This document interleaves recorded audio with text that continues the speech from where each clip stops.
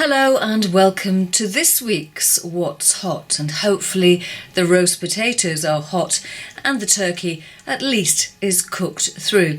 Now, in terms of stock market intelligence, scheduled announcements are as quiet as a nest of monasteries, with one exception.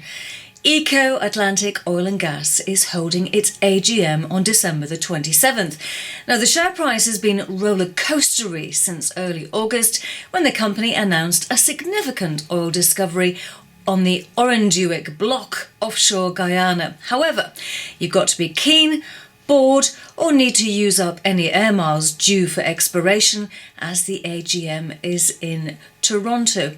Now, Tullow Oil also has a stake in the Jethro-1 exploration well, and the, I quote, substantial and high-value oil discovery could yield more than 100 million barrels and is potentially transformational.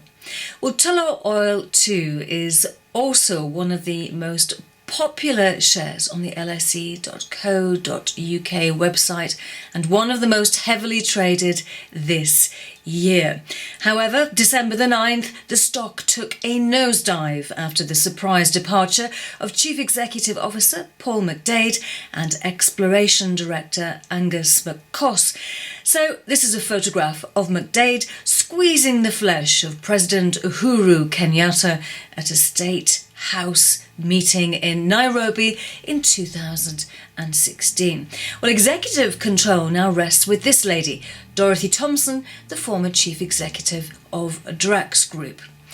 Now, in terms of stocking fillers, let's have a look at the companies that the research houses across the UK are promoting. And let's focus on Rachel Winter of Killick & Co. Now, she is tipping or promoting three non-listed UK stocks, and in a recent interview with Morningstar's Holly Black, she has promoted Nestle for its foray into the healthier foodstuffs, Accenture for its agility with cybersecurity and other digital economy initiatives, and Abbott Laboratories with its glucose monitor and exposure to the increasing diabetic community.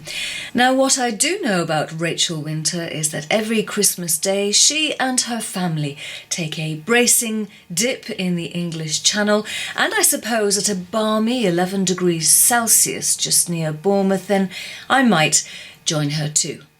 Or I might not.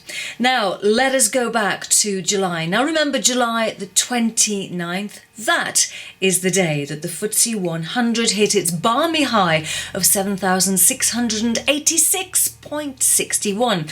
Well, as we approach the end of the year, it is indeed tantalisingly close to that 12-month peak. Now, in terms of winners and losers on the broader index, the analysts and researchers at Hargreaves Lansdown has shared their intelligence. So let's have a look at the losers first. Tullow Oil mentioned again. So a popular loser. We also have Riverstone Energy, Aston Martin Lagonda, Pearson, Centrica, Iron Brewmaker, AG Bar and John Wood Group.